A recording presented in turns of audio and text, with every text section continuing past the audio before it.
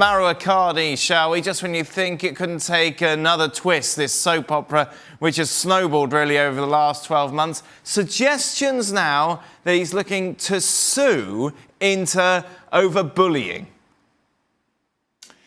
Yeah, this was reported by the Italian paper La Repubblica.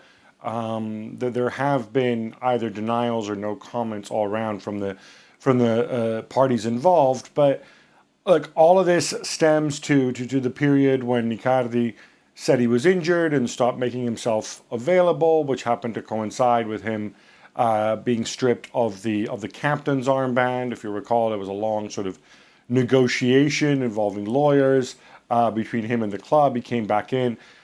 More broadly speaking, I think what's going on here is that we were led to believe that Icardi doesn't fit in Conte's plans. Icardi originally came out and said, no, I'm going to convince Conte he's wrong. I think Icardi genuinely does want to stay at Inter and actually does believe that he's going to change Conte's mind. Inter, I think, have other plans. What Icardi does not want to do, obviously, is simply be used for fodder, being sent elsewhere, somewhere maybe he doesn't want to go, or would rather not go. Obviously, he has the final say, just for cash. So perhaps the thinking is he's playing this angle, the possibility of this, perhaps to secure his release. I think it's highly unlikely that will succeed. I know this is a dangerous place to dwell, but if we go into Mauro Icardi's mind gap, why doesn't he want to leave? Wouldn't you want to go, have a fresh start, go to Juventus, go somewhere else where all this baggage, all this intensity won't follow? You said it yourself, Dan. It's a strange place, Mauro Icardi's mind. I think he really buys into a lot of what he says. I think the guy is pretty genuine.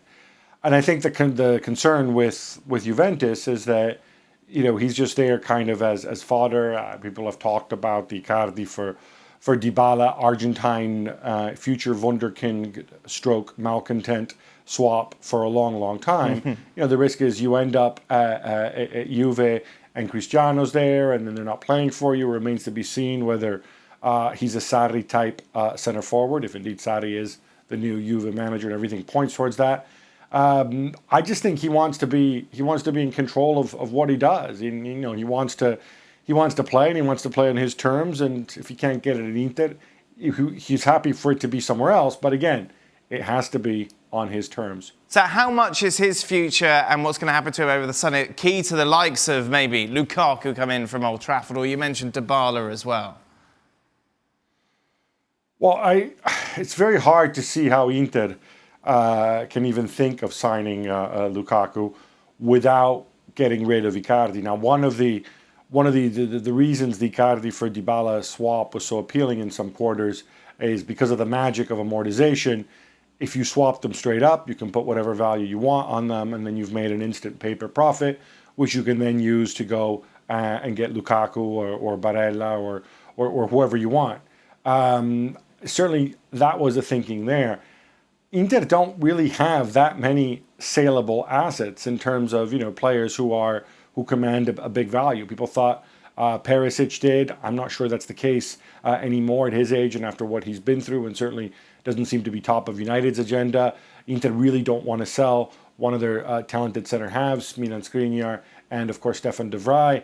So I think they are sort of limited in what they can do. Now, they came out of the financial fair play regimen, but all it means is that financial fair play now applies to them like it does for any other club, and that means max losses of 30 million euros over 3 years. They've grown the commercial side; they can spend a little bit more, but this is still a team that's full of veterans and high-priced veterans, and of course they added another one in the shape of Diego Godin just last month. For more, sign up now for ESPN Plus.